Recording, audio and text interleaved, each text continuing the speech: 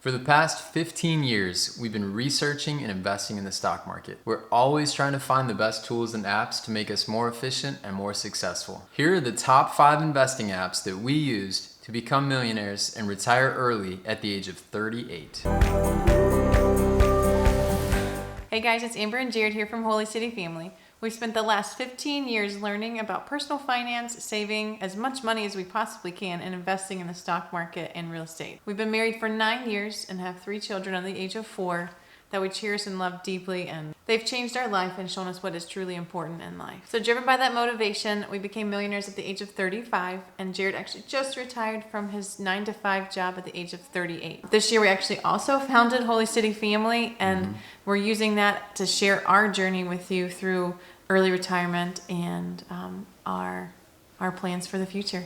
In a world where 58% of Americans have less than $1,000 saved and only 24% of millennials demonstrate basic financial literacy, we share content that teaches and helps people to save their money and invest it. Our mission is to empower you to achieve financial independence so that you can pursue your dreams and ambitions in life. If it's your first time here, thank you for joining us. Hit the subscribe button and the notification bell to see our weekly videos. Subscribe to our channel.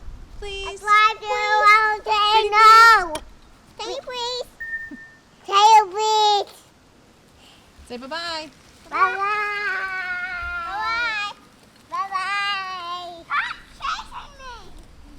Can you? So one of the first investment apps that we're going to talk about is Personal Capital. And this is something that we've been using for a long time, and we consider this the foundation of where we go to look at all of our accounts and all of our investments in one place. Some of the things we like about Personal Capital are, number one, it's free. Unless you want to have Personal Capital manage your investment for you, then there is a cost for that, but otherwise it's amazing that you get so many features in this and it's free. I'm always amazed by that. So it's also easy to use and a very simple interface, and we also like that the website's very easy to use. It looks good on an iPad, and it's also very easy on your phone, which you'll see. We can also use this to track all of our accounts in the website, mobile app, all of that together. One thing I wanted to mention, I've heard this from some friends that they get a little nervous when you go into an app and you start adding accounts with usernames and passwords. And one thing to note is that a lot of times with these, you can do it manually and add the account or add your investments manually, so you don't necessarily have to go in and actually sync your credentials and everything with it. Another feature that we like on Personal Capital is the net worth tracker, and this is where you can track all of your accounts in one place to know exactly where you stand. The portfolio tracker feature allows you to compare your investments to indexes like the S&P 500. This can also break your investments down by asset allocation. And this is great because it also works on index funds, and it shows how those would break out by the asset allocation as well. There's also a feature that within this that allows you to look at your investments across US sectors. And last but not least is the retirement planner. This is one of the best retirement planners I've ever seen. It allows you to set up many different scenarios with a lot of customizations to see how those different scenarios will affect your overall retirement plan. For example, you can add social security income at certain ages for you and your spouse. You can also add inheritance, asset sales if you're going to sell your house at some point down in the future. You can put that into the calculator and it will adjust your plan for you. You can also adjust your cost of living to a very detailed level and then see how that would affect your overall plan. And you can see that all visually, and I think Personal Capital does a great job. And again, this is on mobile and on the website. Now for the things that we don't like about Personal Capital. The budgeting feature is a little clunky. We actually prefer using Mint to it, and we've talked about Mint in some other previous videos, and we'll share more about Mint in some future videos. Can't auto categorize like you can in Mint, so it miscategorizes sometimes those purchases, and the bad part is you can't change that. And then Personal Capital may contact you in order to manage your investments for a fee. Yeah, and I would mention that, or I would recommend maybe you talk to them the first time and hear them out and see what their recommendation is for your investments, and just to get another opinion, and then decide if you would want them to manage your portfolio for you or not. Hey buddy, let's go.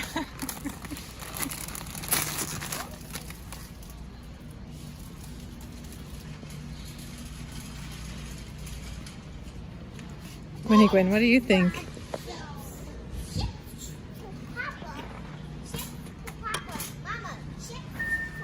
Oh, Papa likes those chips? I get two.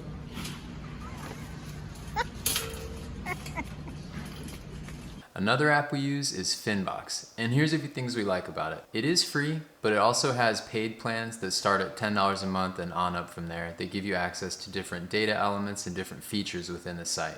There's also a stock screener, and this is great to separate stocks depending on the metrics that you set up. It's also really good to find new companies that you may not have thought about that meet different criteria that you set up. Another feature is fair value estimates, and this is something that we use all the time, and we use it for all the companies that we invest in.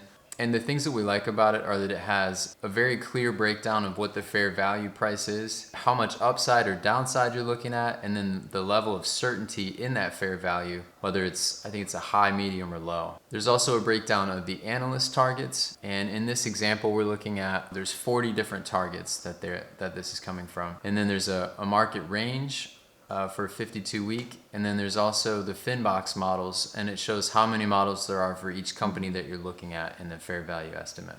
Another great feature we like on Finbox are the health checks, and this is where Finbox goes through and gives you a score on the health of each company. So in this case, the score is great. That grades the company based on growth, profit, price, cash flow, and relative value. And then if you take that a level deeper, what those scores are made up of are all the metrics shown on this page. And then it also shows the health history on the right-hand side based on the last 5 years and the latest period below. Finbox also does a great job of comparing companies or competitors. And in this example, Apple is compared to companies like HP, Microsoft, Alphabet. And not only does it show you this by default, and then it shows you a chart on the right, Finbox also has a customizable watch list. And this is great because a lot of tools and apps that we've used in the past, they have a watch list, but they have very limited data points that you can pull in. With Finbox, you can go in and customize all the columns that you use, and you can see exactly what you want for all the different companies. Another great feature is that for those watch lists, they have a data export. You can export all the data elements that you've just set up in your watch list, and you can export those to Excel or Google Docs. So some things that we don't like about Finbox. They actually discontinued an Excel and Google Sheets add-on this year. So that's a little eh. And then the more advanced data points like fair value and the Excel export require the paid plan that we mentioned earlier.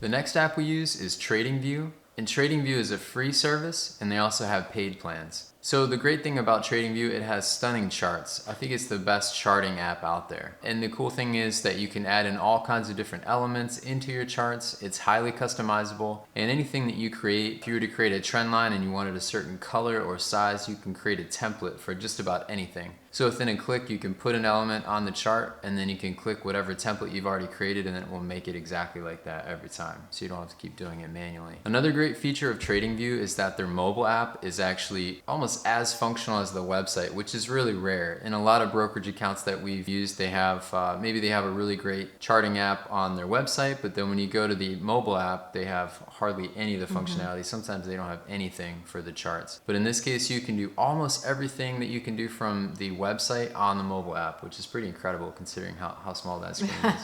Another great feature for TradingView is the advanced technical analysis, and I can admit that I know how to do a lot of things, but it's even over my head as far as all the different technical analysis that you can do with it. Apparently it has 100+ pre-built most popular indicators that you can just click on from a list, and they're ready to go, and they look great, and they're already customized. You don't have to go in and set anything up yourself. There's also 100,000 community built indicators. So the other nice thing about TradingView is it's not just a cookie cutter app or site. It's something that users actually contribute to and build up together. So now for the things that we don't like about TradingView. The free plan has limitations such as you can only use 3 indicators at a time, you can see only 1 chart on the screen at a time, and then there's only 1 chart layout that you can use in that plan. Yeah, and I found that these are things that I can do without. I haven't had to upgrade to beyond a free plan, but I wonder if someday maybe I will will want to do that. I want this one.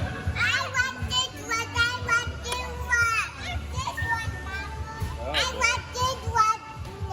I want this one. Another great app that we use is Interactive Brokers. Now this has free trades for the IBKR Lite, and I think for the IBKR Pro it's like $1, and then there's some kind of variable fee for that. One of the great things about using Interactive Brokers is that they have access to international stocks, and that's something that a lot of the other brokerage accounts that we've used does not have access to. And that's not only stocks, but options, futures, currencies, and bonds. And they have access to over 13 different markets, 33 different countries, and 23 different currencies. Another thing we like about using Interactive Brokers is that it's stable, it's reliable, and secure. And we'll talk about Robinhood in a minute, but it has a lot of features that Robinhood does not on the reliability factor. This is also designed for professional traders, so you know it's a pretty stable, pretty beefy system. So another thing we like about Interactive Brokers is they have the lowest margin rates in the business. So for example, if you have anywhere from $0 to $100,000, then the margin rate would be 1.6% for the IBKR Pro account. And then for the Lite account, the margin rate is 2.6%, which is still very, very low. Some things that we don't like about Interactive Brokers. The trader workstation platform is slow and outdated. There's a monthly cost to view pre and post market price quotes. There's also a monthly cost to view the market data for different stocks, and the charting functionality is actually kind of limited in that sense. Jared? Oh my god. Guys, these very... Spin! No. Okay. I'm confused that. Oh, you look reckless. Oh my goodness. Okay. So another great app that we use is Robinhood. And I know this is really popular right now, and it just IPO'd, I think it was last year. Not only do we use the app, but we've also invested in the company. So here's some of the things we like about Robinhood. First of all, it's very simple and easy to use. They have free stocks and ETF trades. And by the way, ETFs are just bundles of stocks that are put together. Also, Robinhood really changed the industry with the free trades. As soon as they started doing that, all the other brokerages did, but I can still remember when I was using E-Trade back in the day, and it cost, I think it was $8 to buy the stock and then $8 to sell the stock. So you can imagine that really, Crazy. They changed every other brokerage for doing that, or because they did that, so we really appreciate that. Speaking of that, when you sign up for a Robinhood account, you do get one free stock. I think that's valued up to $300, and it just depends on, I guess, luck of the draw to see which stock you actually get when you sign up. Yet another great feature of Robinhood is that they have fractional shares, and so this is where you could buy maybe a more expensive company like Amazon for as little as $1. Another great feature that we like in Robinhood are the watch lists, and these could be a custom watch list that you create yourself, or they have several that are already created for you, such as the 100 most popular list, and that's something that the media talks about a lot. And the cool thing there is that you always have a good idea, a good handle on what people on Robinhood are investing in, so it gives you some insight there. And last with Robinhood, the thing that we like is the IPO access. And I feel like Robinhood does a better job than other brokerages on keeping you informed about IPOs that are coming up, and then once they're available, they make it very clear to you and send you notifications and things to tell you that a company is available, that has IPO'd, and they're available to be invested in. So some of the things that we don't like about Robinhood. There's no international trading, which like Interactive Brokers, we can do international trading, which for us that works. And there have been recent outages and lawsuits against them. One outage actually happened during COVID, the COVID crash in 2020, sorry. And that was actually during critical trade hours. Okay, to recap, now that we've gone through our top 5 investing apps that we use, we hope this makes you a more successful investor, more efficient, and it gets you a little bit closer to achieving financial freedom. If you have any questions about investing apps or apps that you like, please put that in the comments below and share that. If you like this video, please give us a thumbs up and reach out to us in the comments below. You can also email us and follow us on Instagram. Subscribe to our channel. Please. Subscribe to our channel. Can you please? Can you please? Wendy, can you blow kisses? Get in my job. And we want to be able to read every comment and respond as often as we can to you guys because we want to create that community here. So make sure to subscribe to our channel and join us as we learn, save, and grow together. Thanks, guys. Bye. Bye. Bye. Have a good day. All of our videos are for informational purposes only and do not constitute financial advice. Please do your own research. Consult a certified and trusted financial planner who will put your interests above their own before following any advice we may offer.